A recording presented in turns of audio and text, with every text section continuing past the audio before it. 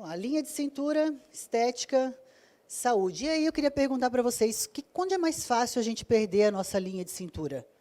Através da genética? O que é mais difícil, né, quando a gente fala de genética ou de hábitos? Mais difícil a gente perder. Uma pessoa que ela tem uma genética ruim, é mais difícil a gente consertar a cintura dela, ou uma pessoa que tem hábitos ruins? Hábitos ruins, né? Uma pessoa que ela tem uma genética ruim, aquela pessoa que já nasceu quadradinha lá, tem como melhorar? Tem. Tem como melhorar, porque tem uma musculatura interna no nosso abdômen, que se a gente treinar ela vai melhorar, né? E a gente já vai falar um pouquinho mais sobre ela. E os hábitos? Muitas vezes a gente pega os nossos alunos, né, lá na sala de musculação, mulheres, homens também, né, mas para as mulheres a preocupação com a linha de cintura, ela é maior. Porque qual é a mulher que não quer ter uma linha de cintura mais fininha? Às vezes o cara ele está até quadrado, mas se ele tiver com o abdômen dele com gominho, se ele tiver até com o oblíquo saltado, ele não acha que aquilo é ruim. Ele acha que está legal, porque ele não vai botar uma saia, uma calça e a cintura vai marcar, né? Ele não tem essa preocupação. Ele quer saber se o percentual de gordura está baixo e se ele está com o six-pack lá aparecendo. Diferente de nós mulheres que queremos ter, sim, uma linha de cintura mais marcadinha, né? E aí, quando a gente fala assim, às vezes a gente está lá preocupado com a nossa aluna, dela desenvolver perna, dela desenvolver glúteo. E nesse mesmo processo, a gente acaba esquecendo da linha de cintura. Então, a gente vai lá, coloca carga, ela agacha, ela faz búlgaro, ela faz leg press, e a perna dela desenvolve, né? E a cintura, e o glúteo desenvolve.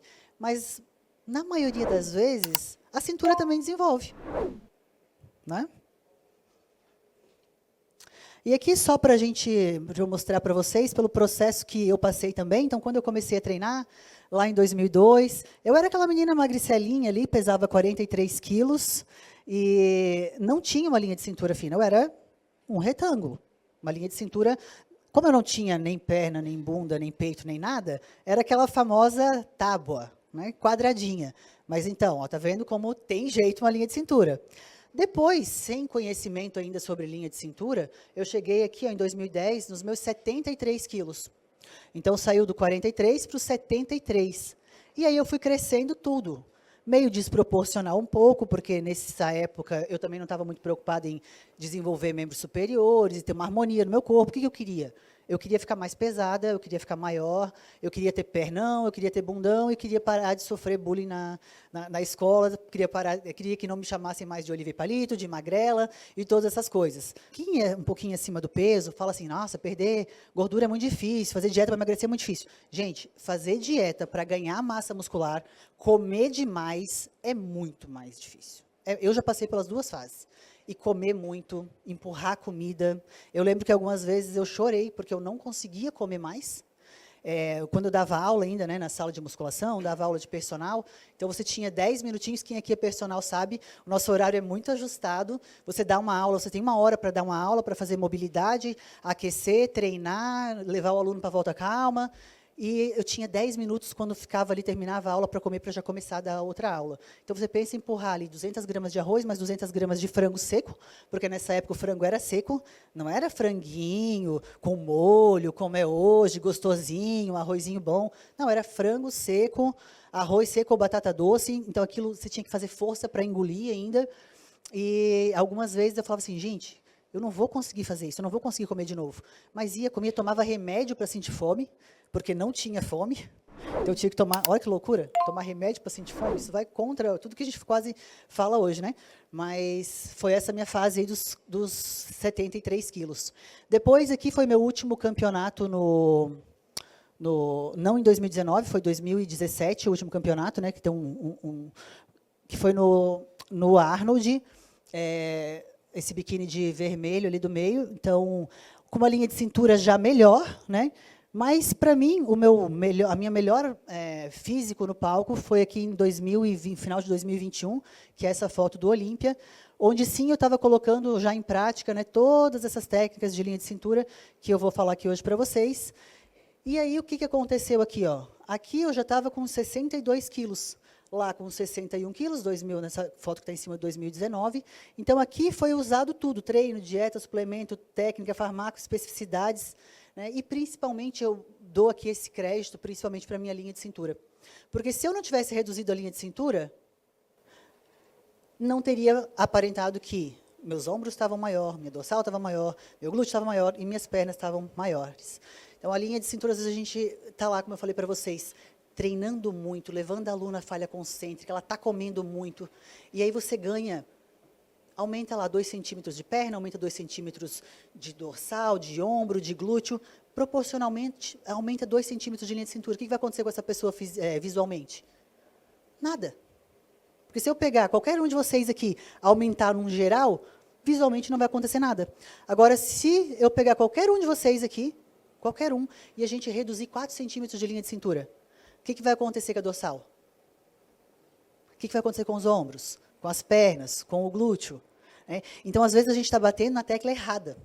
Não que não tenha que desenvolver glúteo, perna e tudo mais, sim, mas às vezes a gente está batendo só na tecla errada e não está dando atenção, né, para a linha de cintura que está no centro do nosso corpo e que, se a gente prestar atenção, levar isso, né, cobrar isso do aluno, trabalhar isso no nosso aluno, tanto atleta como alunos comuns do dia a dia, porque a gente tem muitos alunos que não querem competir, mas que querem sim ter um físico de atleta, né? É a grande maioria até. Hoje, engraçado que antigamente muitas pessoas me procuravam porque queriam competir. E eu, Ângela, nunca gostei de trabalhar com atleta. Porque atleta é complicado, né? Atleta tem muito problema psicológico. Então, para ser um treinador de atleta, realmente você precisa fazer uma pós-graduação aqui de Bodybuilding Coach, porque ela envolve muitas outras coisas. E também a parte psicológica, que eu não estava, quando eu estava competindo, eu não me sentia apta para cuidar de outra pessoa, porque eu tinha que cuidar da minha mente, né, me dedicar à minha mente, até porque eu era um atleta de alta performance, um atleta profissional que estava lá disputando os primeiros lugares, e aquilo me consumia aí muito tempo. Tá? Aqui só para a gente exemplificar, né, então aqui o que a gente tinha, um fisiculturista aí dos anos 40, óbvio que aquela foto de 2000 ele é uma foto o extremo, né? Mas quantos fisiculturistas que a gente tinha com esse abdômen dilatado, né? Com aquele abdômen protuso? E é isso. Será que isso é estética? Será que isso é saúde? Né? Será que hoje, se a gente vê, quantas vezes que a gente já viu atletas assim no palco de fisiculturismo? No próprio Mister Olímpia. Então, será que isso é uma evolução? E aí também a gente tem aqui, do ladinho, essa aqui é uma foto minha, e aí depois uma foto aqui de 2 meninas, com um percentual de gordura baixo, né? O que a gente está vendo ali? Com certeza essas meninas aqui têm um percentual de gordura alto? Não. Está ali com o abdômen marcadinho. Mas e a linha de cintura? Se a gente olhar aqui pelas pernas, né, não são pernas tão desenvolvidas, provavelmente são atletas aí, acredito, do CrossFit, enfim. Mas se essas meninas tivessem... e o CrossFit a gente sabe que não tem essa preocupação tanto com a linha de cintura, com a estética, né? É outra modalidade, não estou aqui falando mal do CrossFit, tá? Mas a estética, a linha de cintura, ela não é só um percentual de gordura baixo e o gominho. E a gente está falando aqui não só da estética também, mas da saúde. Né? Então, a gente sabe hoje que a circunferência abdominal está muito relacionada à saúde também.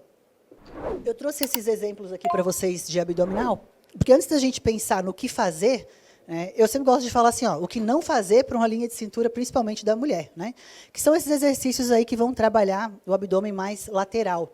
Então, não faz nenhum sentido, não tem porquê, não tem uma necessidade da gente trabalhar esse tipo de exercício nas nossas alunas, se a gente quer ter uma linha de cintura preservada. Até porque quanto mais lateral eu trabalhar, mais larga ela vai ficar. Né? Então, isso vai contra o que a gente pensa numa silhueta feminina mais marcada, né, de um físico de uma mulher.